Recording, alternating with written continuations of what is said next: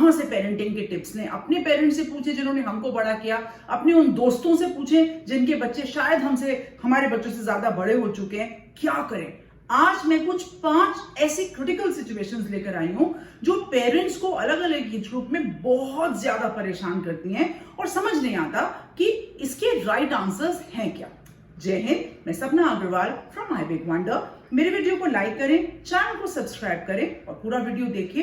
बताइएगा कि क्या ये क्रिटिकल सिचुएशंस आपके जीवन में कभी आई। पहली सिचुएशन की बच्चा 2-3 साल की एज ग्रुप से बहुत गुस्सा या अपना एंगर शो कर रहा है किसी भी बात के ऊपर, राइट। ये एंगर शो करने वाली स्टेज आगे बड़ी एज ग्रुप के अंदर भी हो सकती है। आपके पास इमीडिएट 2-3 सॉल्यूशंस होते हैं। नंबर 1, आइडेंटिफाई कर ले कि भाई बच्चा क्यों गुस्सा दिखा रहे हैं। हाँ, ये पता चल जाए कि कोई ऐसी चीज थी जो उनकी पूरी नहीं हुई जिद की वजह से है। अगर एक बार ये आइडेंटिफाई हो गया, यहां पर ये समझना जरूरी है that anger is a emotion जो बच्चा over a period of time सीखते हैं, बचपन से लेकर इसको पैदा नहीं होते। मतलब हैप्पीनेस इज समथिंग जो नेचुरल है, right. Pain is something which is natural, but anger is धीरे धीरे सीखा जाता है अलग अलग लोगों को देखकर। तो कहां से ये उसने इमोशन सीखा? Is it something which is happening in the surroundings? आसपास कोई अपना एंगर दिखा रहा है जिसको बच्चे ने कॉपी कर लिया है? क्या वो चीज है जो बच्चा उस एंगर को दिखाकर पूरा कराना चाह रहा है? इज इट अ जिद? उनको बच्चे तो कई बार पेरेंट्स क्या करते हैं, बचपन में हंसकर टाल देते हैं। अब ये हैबिट बनने के चांसेस हैं। यहां पर पेरेंट्स कई बार होम रूल्स, ये हमारे घर का डिसिप्लिन है और बच्चे को भी लगता है कि अब इसको, तो बच्चे कई बार इंटिमिडेट हो जाएंगे, या तो वो उसको फॉलो करने लगेंगे या over a period of time rebel की तरह से होंगे। सो इसका कोई बेस्ट सोल्यूशन इमीडिएटली आप देखें तो अलग अलग सिचुएशंस के अंदर अलग अलग तरीके से हैंडल किया जा सकता है। लेकिन one thing is, anger should not have place at home. So no anger zone. अगर आप पेरेंट हैं और आपको बहुत ज्यादा गुस्सा आ रहा है, आ सकता है सिचुएशंस के अंदर, राइट, क्योंकि आप बड़े हैं, आपको पेरेंट बनने का अधिकार बना है, तभी आप पेरेंट बने, ऐसे आप पेरेंट नहीं बने हैं। तो जब अगर आपको गुस्सा आए, you can inform your child, your wife, अगर आप वाइफ हैं तो योर हस्बैंड, जो भी स्पाउस है, you can tell that you know I am not feeling this is right, या मेरे डिसीजन के हिसाब से ये चीज सही नहीं हो रही है, and I have certain things to share with everyone, you can also tell me, right. बैठकर पूछे, घर के रूल्स बनाए। घर के रूल्स बनाने से home rules are very important. Otherwise क्या होता है, दूसरों के पेरेंट्स और दूसरों के बच्चे आपस में, पेरेंट्स बच्चों को कंपेयर करते हैं और धीरे धीरे बच्चे बड़े हो रहे तो वो दूसरों के पेरेंट्स को कंपेयर करते हैं कि उनके पेरेंट्स बहुत अच्छे हैं, उनके पेरेंट्स अपने बच्चों के लिए ये सारी चीजें करते हैं। So anger situation can lead to something very disastrous या डेंजरस, मैं आगे कह सकती हूँ। Another situation is sibling fight. हर वक्त आप ऑफिस से आए नहीं कि बच्चे फाइट कर रहे हैं, राइट, पता नहीं क्यों लड़े जा रहे हैं। सब कुछ तो हम दोनों बच्चों के लिए लेकर आते हैं, अगर 2 बच्चे हैं तो। सिबलिंग आपस में, जो घर के ही बच्चे, मैं उनकी बात कर रही हूँ। बहुत सारे पेरेंट्स में जहां पर एक ही बच्चा होता है तो वो फ्रेंड्स के साथ या जो बिल्कुल नीसेस या कजन्स हैं उनके साथ भी फाइट हो जाती है, पर मैं इस वक्त सिबलिंग राइवलरी की बात कर रही हूँ। Very very difficult. किसकी पिटाई करें? अक्सर बड़े वाले बच्चे। ऐसे में कई बार सिचुएशन ऐसी आती है कि बड़े वाले की पिटाई करते हैं कि तुम बड़े हो। बड़े होने का मतलब यह है that you have to be more obedient, more discipline.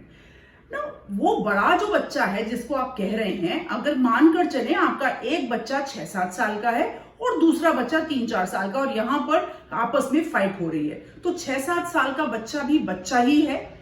आप उसको बड़ा होना कह रहे हैं, that is okay, but don't you feel कि आप उससे कहीं चाइल्डहुड के अंदर बहुत बड़ा क्वेश्चन मार्क लगा रहे हैं?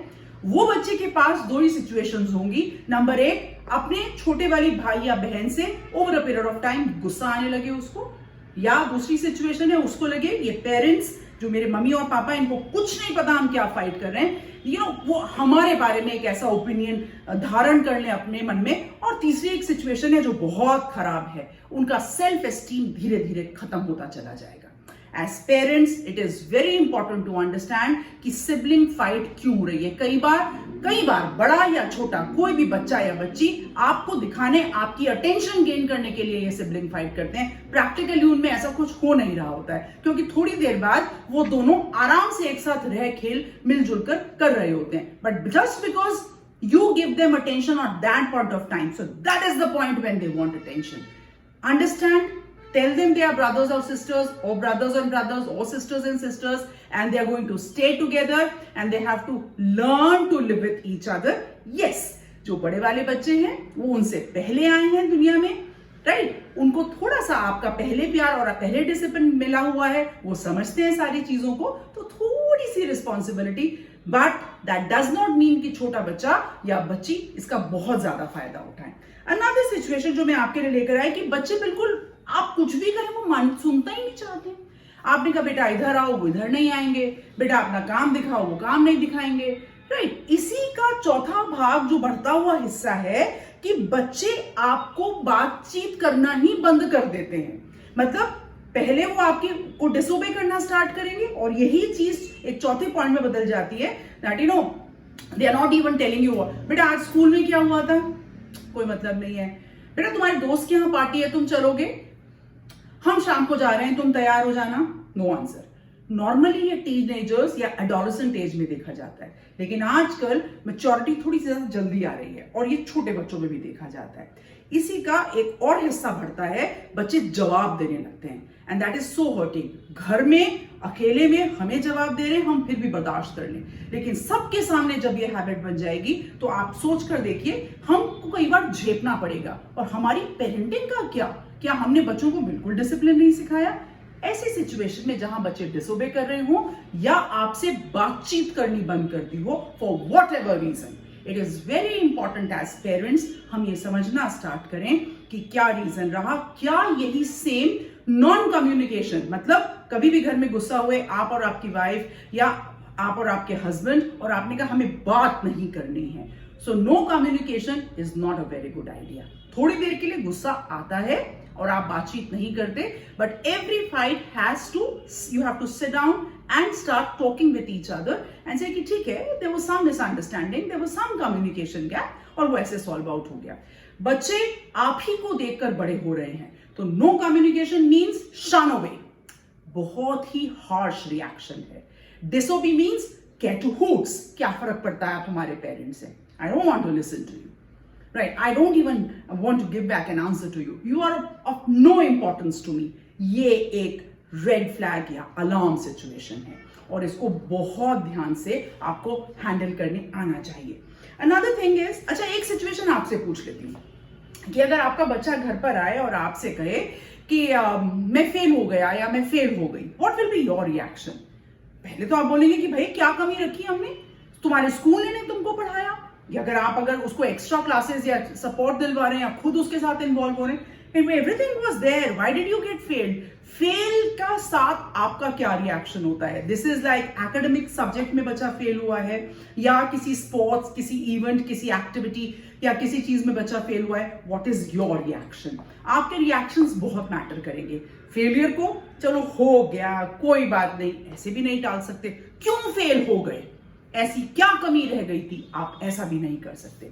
As a parent it is very important आप सिचुएशन को बैठकर ब्रेनस्टॉर्म करें, एनालाइज करें, आइडेंटिफाई करें अलग अलग एज ग्रुप में बच्चों के साथ कि क्या दिक्कत थी, कहां समझ नहीं आया। Don't blame the child, don't blame yourself, don't blame anybody immediately. Passing the blame should not be an idea. मुझे ये बताइएगा कि जब मैं आपके लिए डिफरेंट सिचुएशंस और डिफरेंट सॉल्यूशंस, सजेस्टेड सॉल्यूशंस देने की कोशिश कर रही हूं अपने वीडियोस में, आपको ये कैसा लग रहा है, कहां तक आपको बेनिफिशियल है और कौन कौन सी सिचुएशंस में आप चाहेंगे कि मैं आपके लिए और सजेस्टेड वीडियोस बनाऊं। मैं हमेशा कहती हूं that everybody has a right to say I wonder. I am sure मेरा ये आज का वीडियो काफी लोगों के लिए हेल्पफुल होगा। मेरे वीडियो को लाइक करें, चैनल को सब्सक्राइब करें। आज के लिए जय हिंद।